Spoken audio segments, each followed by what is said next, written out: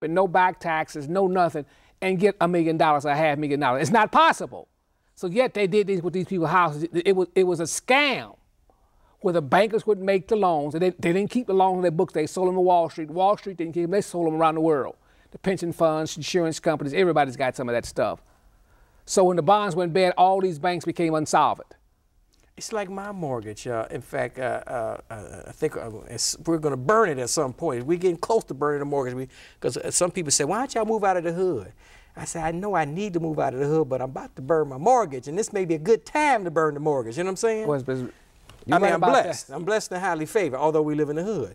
But I say that because of the people who, it must have been about 5 different institutions who have owned my mortgage.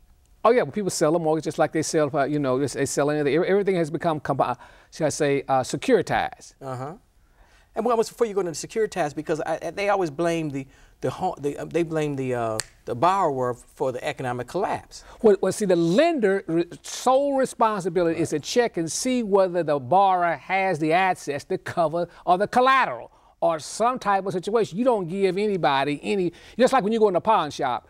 You know, you go in a pawn shop and you want $500. The guy said, what do you got for collateral? You take out a diamond ring, he looks at it, he said, well, that's from Tiffany, it's been marked up, I'll give you X amount of dollars for it. You got to have something whereby he can get his principal back at least. Right.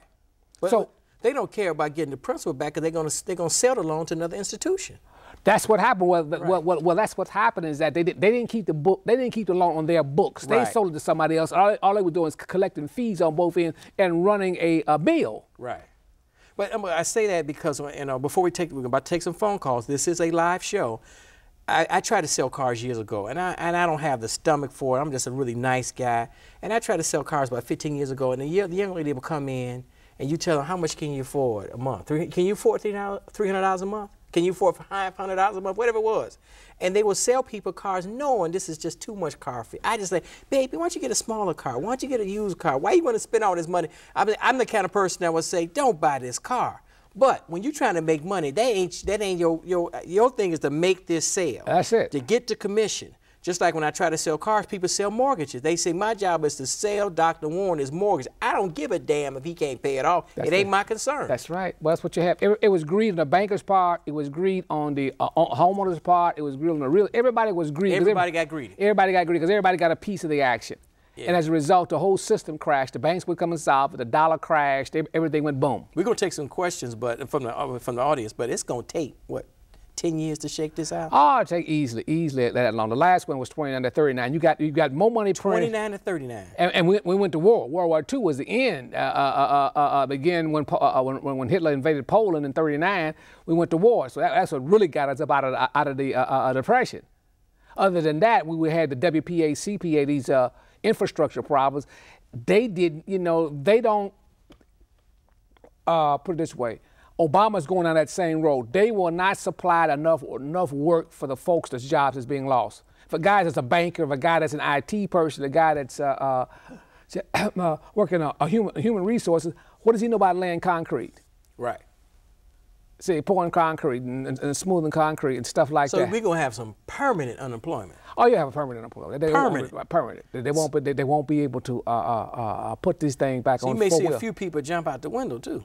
Oh, listen. I have people, friends of ours, members of our organization, that work in various mental institutions. They said they are being overwhelmed. People are, you know, walking. Mental institutions. Right. People are walking in professional snapping. You know, one of the biggest problems in America, where people really go off when they lose it, when they lose all that they have, and they have nothing to gain, they lose it.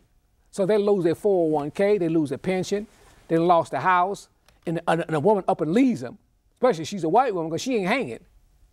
She up and gone. So you know, all of a sudden you snap.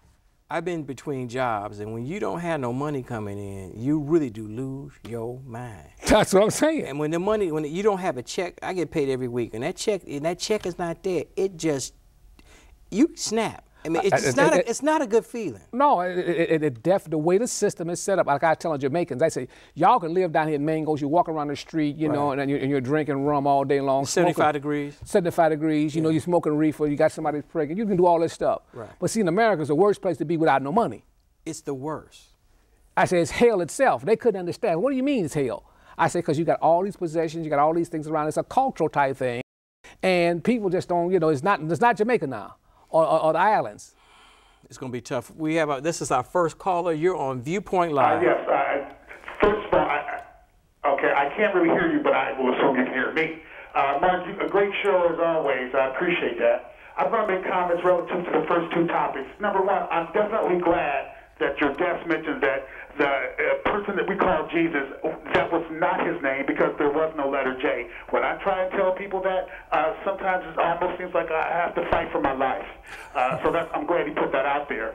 Number two, I've been in financial services management. I have seen more arms, talked to more people, literally hundreds, I don't want to say thousands, but easily several hundred people in terms of the refinance process. And I'm sitting here to tell you both that every single person that I've ever spoken to that was in an ARM or a teaser rate, they always knew that, yeah, this is going to come due in several years, but you're supposed to refinance before that date hits. So people were not unaware of that as it's commonly stated. And my final point, this is something that I'm telling people right now. I started telling people because the economy is going so bad, they need to get out of all that 401k and all that and buy gold. Now, when I started telling them to buy gold, gold was around $500 an ounce. It's now up over $800. So going forward, in times of economic distress, gold is probably the only thing that people should invest in that will see a great return on their money. I'd like to hear your guest comment on that. Great show as always. Thank you, sir. And you know, you've seen Dr. Warren. You've been talking about buying gold. You know, Dr. Warren, I ain't bought an ounce of gold yet because I'm lazy. You tell me this place to go down, you know, I know where it is. And I'm just lazy to go buy gold. Well, I'm lazy. I'm going to get caught, ain't I? Right. Well, either that or you buy some silver. We told people years ago to get silver. It was at 3-something. Silver was at $4 an ounce. Silver is $8. Things has come down. But we told people that the dollar, as you know, will cease to exist. People don't understand. Listen, the Chinese, you know, since all the factories are in China, we buy all our products from there. You go to Walmart. China's got $2 trillion of our dollar. They got $2 trillion. The Japanese got another trillion. The oil producers got another. In other words, half the United States debt is owned by foreigners. Now, you got all this paper here, and the people said here and said, wait a minute, this here don't make no sense. Because listen, this stuff is becoming worthless. I'm giving you real assets. And this stuff is becoming worthless day by day. Any day this stuff can drop on me. I gotta buy me, either Jim Beam Whiskey Company. Right. I gotta buy something in America. Right. Something tangible. Something tangible. Tangible. That's it. So I gotta buy a real asset. And see, gold is one of your real assets. And this is what's happening with a lot of foreigners. I'm saying, and we've told you many times at the Plum Goldfinger, Single Finger, I said, get ready for your landlord. It's gonna be Chu You Mean, Who You Chuku. In other words, the Asian's gonna come in here and buy this. As I tell people this thing up.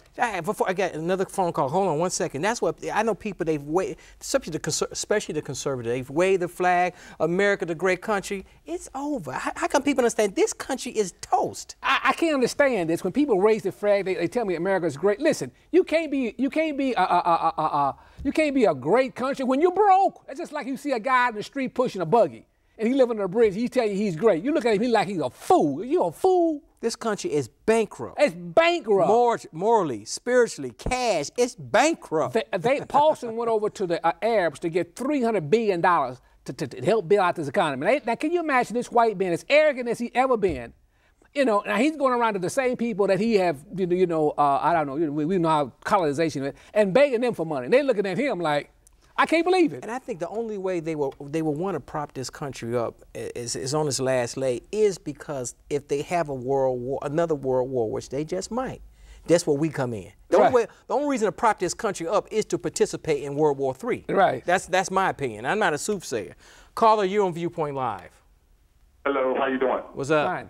Hello? Go ahead. Hello? Go ahead. Hello, how you doing? I can hear you. How you doing, Lee and Mark Sims? What I'm asking about is Jubilee. Will they claim a Jubilee, which I know they won't, and explain to the audience what is Jubilee?